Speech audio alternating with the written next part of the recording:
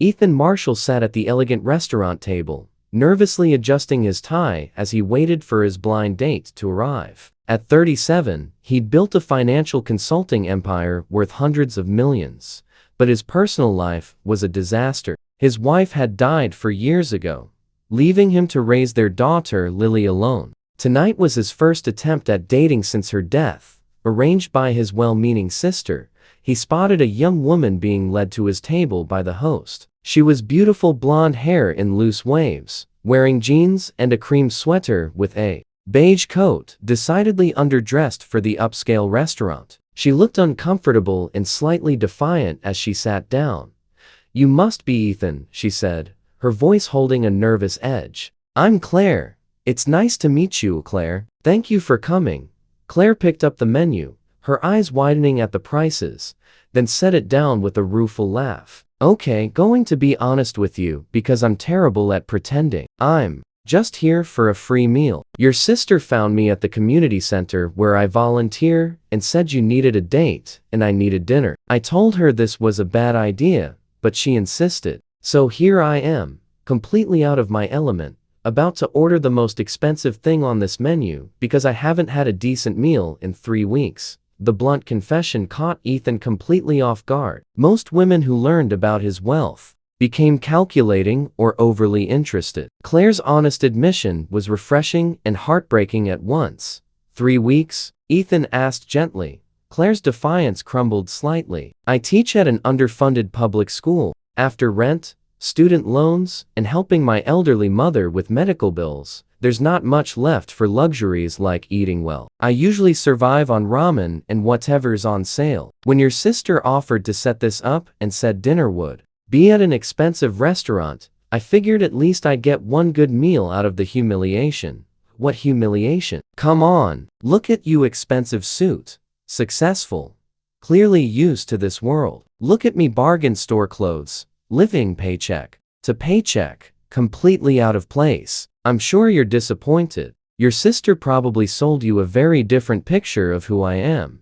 Ethan found himself smiling. "Actually, she told me you were genuine, kind, and that I needed to meet someone real. She was right on all counts." Claire looked skeptical. "You're not bothered that I admitted I'm here for free food?" "I'm bothered that you've been struggling to eat properly for 3 weeks. Order whatever you want, Claire. Multiple courses if you'd like. And then tell me about yourself, because I'm genuinely interested." As Claire tentatively ordered, still picking modestly, despite Ethan's encouragement, a small commotion at the restaurant entrance caught his attention. A little girl had broken free from the host and was running toward their table. "Daddy? Daddy, you're here." Ethan caught his 5-year-old daughter as she launched herself at him. "Lily, what are you doing here? You're supposed to be with Aunt Rachel." His sister appeared, slightly breathless. "I'm so sorry, Ethan. She insisted on coming to meet your date. I tried to stop her, but you know how she is." Lily had already turned her attention to Claire, studying her with the unfiltered curiosity of childhood. "Are you going to be my daddy's girlfriend?" "Lily," Ethan's face flushed. "That's not appropriate. We just met." But Claire was smiling at Lily without any of the discomfort some women showed around children. "Hi, Lily. I'm Claire. I'm just having dinner with your dad. Nice to meet you. You're very pretty. Are you a princess?" Claire laughed genuinely. "Definitely not a princess. I'm a teacher. I work with kids about your age." Lily's eyes lit up. "Really? What do you teach?" "Reading and writing. I help kids learn to love books. I love books. Daddy reads to me every night, but sometimes he falls asleep because he works too much." "Lily," Ethan warned gently. Rachel finally managed to guide Lily away, but the damage, or perhaps the magic, was done. Claire's entire demeanor had softened. "She's adorable," Claire said. "Your sister mentioned you had a daughter, but didn't give details. Her mother died when she was 1. Cancer. It's been just the 2 of us for 4 years now." Claire's eyes filled with sympathy. "I'm so sorry. That must be incredibly difficult."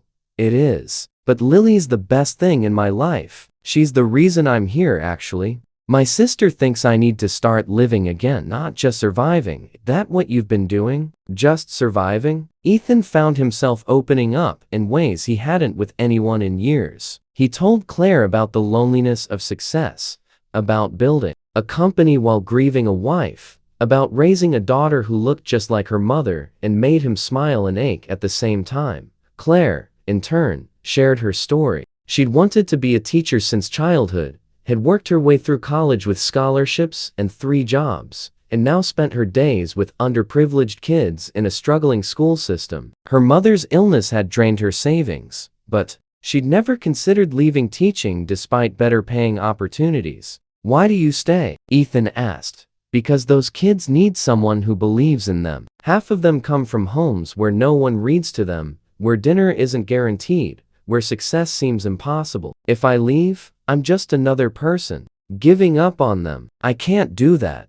Ethan felt something shift in his chest. Here was someone who understood sacrifice, who prioritized purpose over profit, who chose meaning over money every single day. "You know what? I'm glad you're here for a free meal," Ethan said, "because it meant you said yes to this date. And this has been the best conversation I've had in 4 years."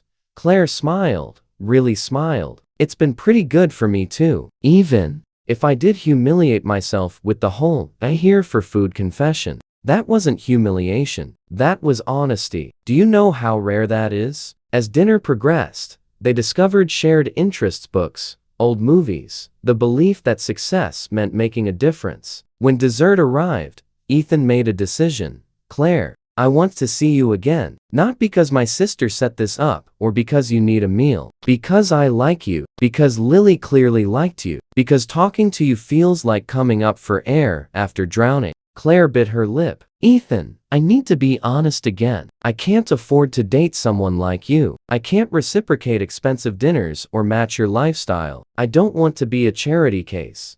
What if I told you I don't care about expensive dinners? What if our next date was at a bookstore followed by pizza? What if we did things that don't require money, just presence? You'd really do that?" "Claire, I have more money than I know what to do with. What I don't have is someone who challenges me to think differently, who reminds me what actually matters. You did that in 2 hours. I want more of that." Over the next months, Ethan and Claire built something real. She taught him to see beyond profit margins to human impact. He helped her create a foundation to fund her school's programs. Lily adored Claire, who read to her with voices and passion that made stories come alive. 6 months after that first dinner, Ethan took Claire and Lily to the same restaurant. "This is where we met," Ethan told Lily. "Where Claire told me she was just here for a free meal." "That's silly," Lily said. "Claire always shares her food. She wouldn't just eat all by herself." Ethan knelt down beside Claire's chair. "You were right, Lily. Claire does share everything: her time, her heart, her passion for making the world better. That first night, she thought she was here for dinner. What she didn't know was that I was starving for exactly what she offered: honesty, purpose, connection." He pulled out a ring. "Claire, you came here admitting you needed a meal. What you gave me was so much more: perspective, laughter, love, and a reminder that the best things in life aren't expensive. Will you marry me?" Claire's eyes filled with tears. "I was so embarrassed that night. I thought admitting I needed food made me look pathetic. It made you look human, real, brave enough to state a need without shame." "Yes," Claire whispered. "Yes to all of it." At their wedding, Lily served as flower girl, proudly telling everyone that Claire had come for dinner and stayed for family. In his vows, Ethan told the story of that first night. Claire said, "I'm just here for a free meal." She thought she was admitting defeat. What she was actually doing was showing me someone unafraid to be vulnerable.